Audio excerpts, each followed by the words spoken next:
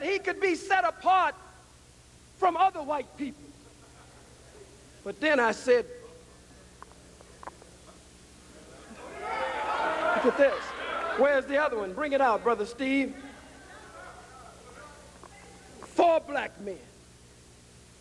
They would sell tickets to burn us alive. They had raffle tickets to determine who would get the ear, who would get the big toe from the right foot, who would get the little toe from the left foot. And this freakish, no good, peckerwood, cracker white man, they all fought over the male organ as to who would take that home. Don't lie and say you didn't. It's the same with your no good, freakish rabbis. I read it in the Jerusalem Post. I call out any of your scholars. I saw the little cracker that was in here a little while ago. What was Richard Cohen? Ran out of here like a screaming, flaming faggot.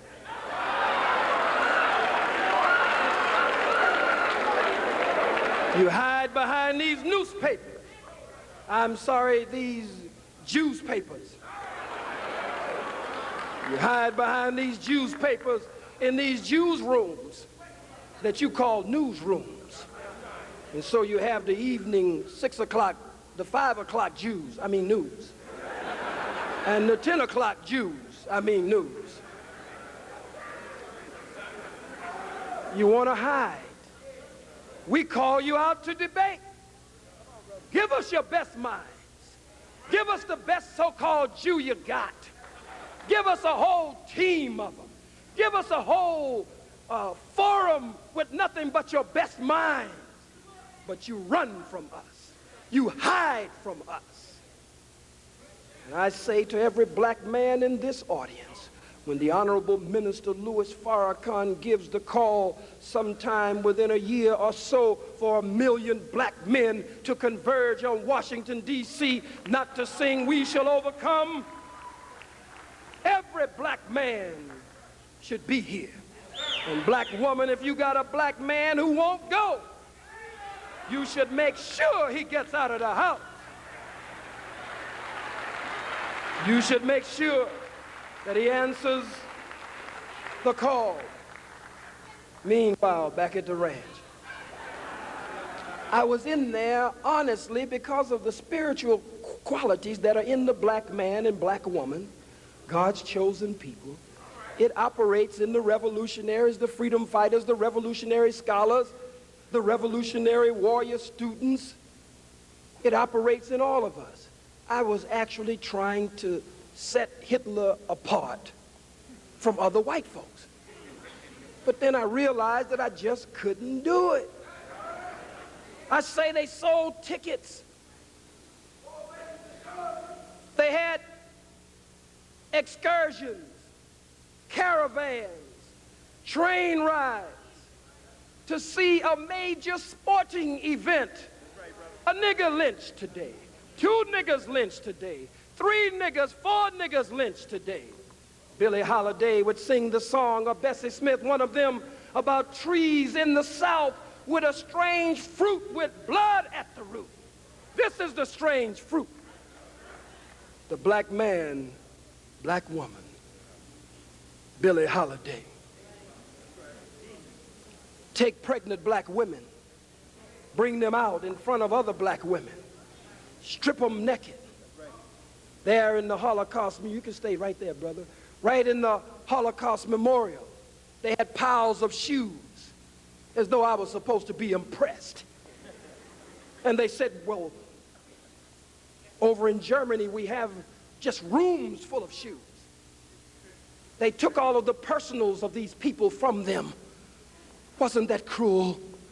I said, God damn it, we didn't even have shoes. You can't pile no shoes up in a room for us because we didn't even have shoes. When they took us from Africa, they stripped us of our diamonds and our gold and our silver, our material resource, our spiritual resource, and our human resource. And when we came here, most of the time we didn't have shoes. We went barefoot. Huh? stripped the black woman of whatever little tattered rag she had. 9 months pregnant. Tie her up. Tie horses to one leg, horses to the other leg. Beat the horses, make them run in opposite directions until they rip and pull the black woman apart, and the unborn black baby fall from her, and a no-good cracker would bring another black woman out, her stomach full 9 months with the fruit of her womb, take his knife and stick it in her full stomach with the roundness of her stomach, rip it open and stick his AIDS, syphilis, gonorrhea hand inside and snatch the unborn black baby from her, throw it to the ground and crush the baby's head with his boot heel, and make other pregnant black women watch so that the adrenaline of fear would course its way through her veins and bathe her brains and touch the unborn life in her, hoping that the babies would be born afraid of a wicked, cruel slave master. Look at this no-good bastard. And some of you want to integrate with him. I believe in freedom and independence. I believe in separation and independence. A nation of our own. That's right. A nation of our own. That's the book.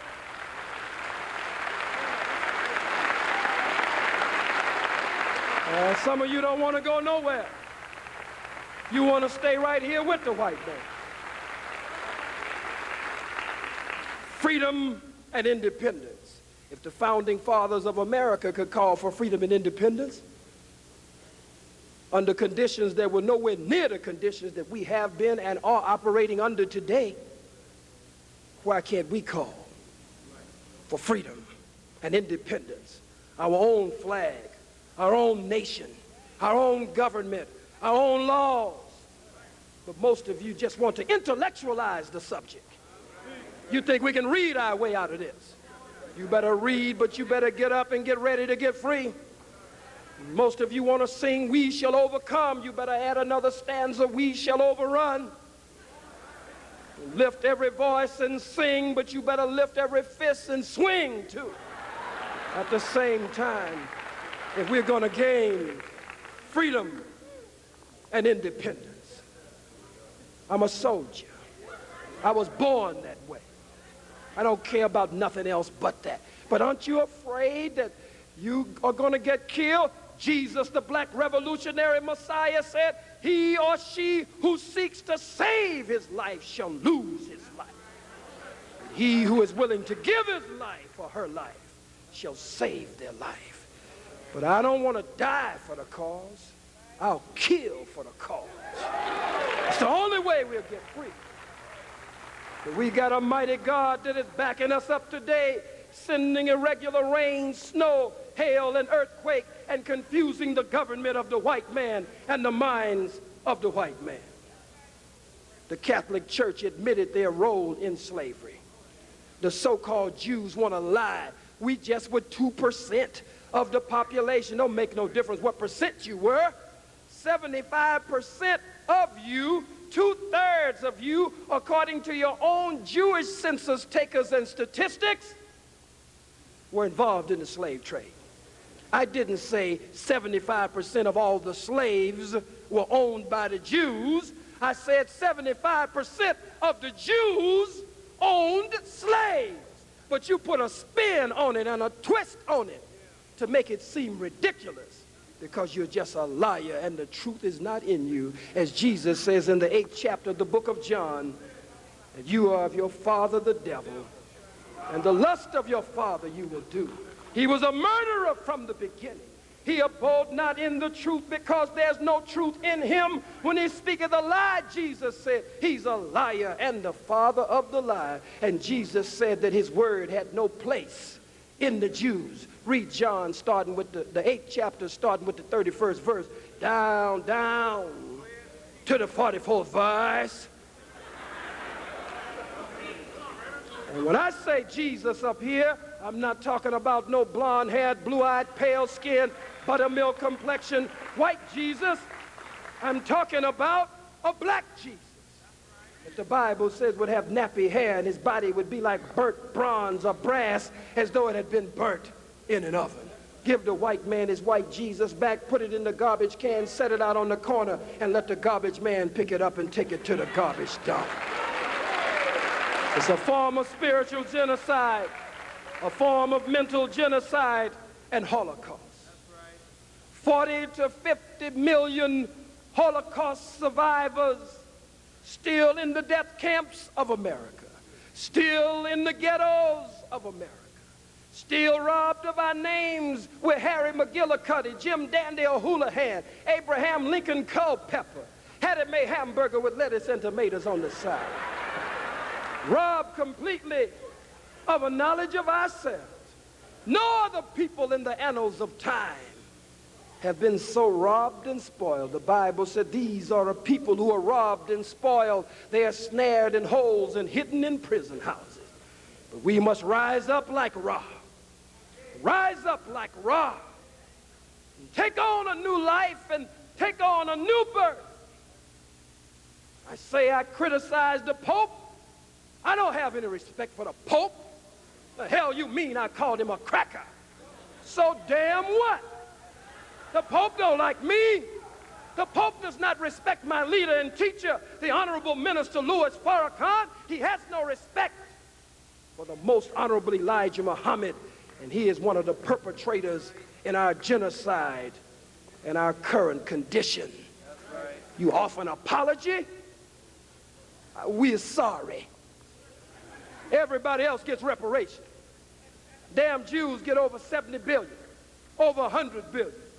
But you offer us, I owe you an apology. We are so sorry.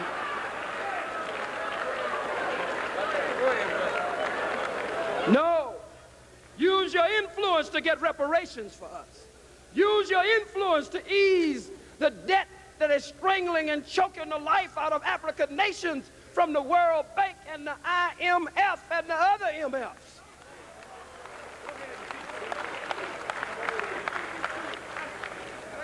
You say, and this is the first time you heard from me on this, and I think you should at a Black Holocaust observance. Well, you called for the death of the men, the women, the children, and the babies. Hell, you had heard that here at Howard University long before Kean College. Killing our men, our women, our children, and our babies in South Africa. Have killed them over a long period of time. And so I call for my people to stand up and fight back. And you have a problem with that? Because I said that we don't owe the white man nothing in South Africa. We give him 24 hours to get out of town by Sunday. I don't respect the process. I don't respect the elections process. You don't break in my damn house, bum rush my house, black boot stomp my door down, and then one day I gain the power to take my house back, and now we're going to hold a vote. And I'm so silly, you take the west wing of the house, you can take this wing over here, and anytime a dispute comes up here, we will vote on it. One person in this house, one vote. That's a fool. No compromise in South Africa. We don't compromise with the white man in South Africa. You couldn't take America and then turn around and expect the white man to share it with you. Hell, he won't even share it with us when he promised us 40 acres and a mule in 1866 and then turned around and Andrew Johnson vetoed it. No Jew in here has to live under the yoke of bondage and oppression that we still live under and have lived under for the past 500 years. The first president of these United States, these United Snakes, I didn't call it that. Benjamin Franklin used to write in the newspaper. The flag, one of the early flags was a snake for America. When the Union was split, the snake was split up. And they talked about uniting the Union. and putting the snake back together. So, and they said, don't tread on me. That was on your flag, white man. So I call you the United Snakes of America, because that's exactly what it is. As I near my conclusion here, at the Jewish Holocaust Memorial, they talked about books that were a part of the education system under Hitler, and talked about a little book called The Poison Mushroom. Well, hell, we got a book called Little Black Sambo. You telling me about a damn poison mushroom? Little Black Sambo. Dick and Jane were white. The milkman was white. The mailman was white. Huh? The fireman was white. The policeman was white. Mama was white. Daddy was white. The only one that had any black was Spot, and he was black and white. You got the little poison mushroom, but we got Little Black Sambo and many other books that poison the minds of black people here in the hells of North America. I have a few more points here, and we should be able to close out. We remember Emmett Till. We remember Cheney. We remember the Scottsboro Boys, as they called it. We remember the churches that were bombed then, and your plot to bomb churches even today. We remember the Sunday school lesson in the church in Alabama being the love that forgives when you bomb the church. We witness Dela Beckwith, who killed Meredith, Evers, who killed Medgar Evers, Brother Medgar Evers, and how long it took the so-called wheels of justice to finally get around because his widow, Sister Murley, didn't give up. But it's not justice for Dela Beckwith to go to prison. When we become a free and independent people, the only solution to the Dela Beckwith case would be that Dela Beckwith would be to be dead. That's the only way we can say that the blood of Medgar Evers is satisfied. We remember Birmingham. We remember Montgomery, Alabama. We remember the vicious dogs, and they showed this at the Jewish Holocaust Memorial, but we remember the vicious dogs that would actually leap into the chest of our women during these civil rights marches and bite their breast off, leap up into the groin of a black man and actually with sharp teeth bite his reproductive, regenerative organ off. Yes. We remember your cattle prods and your water hoses turning the water pressure loose on us. No Holocaust greater than this one. Don't even try it. Brothers and sisters, after all of these lies, you deserve a break today. You deserve a break today. The white man has a frequent liar program. There's a frequent liar program, and he's always going to lie. But we must now document our own history. And as Dr. John Henry Clark has warned us, that we are the only people who have no monuments, no memorials set up for our dead, for our pain, for our suffering. So now these bootlicking Negroes in the CBC, the Congressional Black Caucus, who stood up to condemn me in the United States Congress, the first time in the history of the world that the United States Congress, and I got the congressional record and looked at the debate that went on. Don Edwards from California took to the floor, they say, like James Madison, come back to life. And he warned Tom Lantos, the Jew, so-called Jew congressman from California who put the resolution on the floor, they warned them, if you do this, then the United States Congress is flying in the face of the First Amendment. Never before has the United States Congress condemned officially as an act of Congress one of its so-called citizens. The benchmark case of Justice Douglas in Taramello versus Chicago 1949 laid the base for what the white folks call free speech, but you can see it's not worth the paper that it's written on. The Senate condemned me 97-0. So we, Dr. Jeffries, want to bring our case against the Senate and against the Congress with their own law and violation of that law themselves, and go after them that way, for we believe that we have strong grounds to stand on. So brothers and sisters, let us go forth from here, and as we go forth from here, let us build a greater cohesiveness and unity and love among ourselves.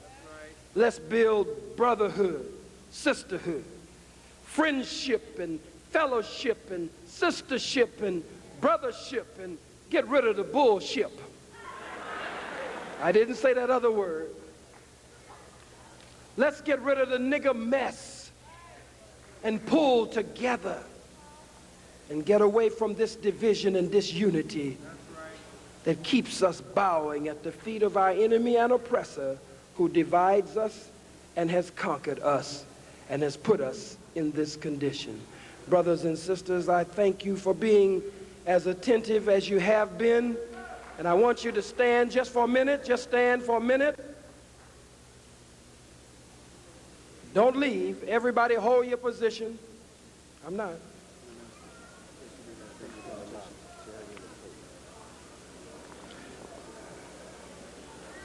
The Honorable Minister Louis Farrakhan has asked that we extend his greetings and support to Dr. Jeffries, to Dr. Martin, to Dr. Steve Coakley, to Brother Malik Zulu Shabazz, and everyone in attendance here tonight.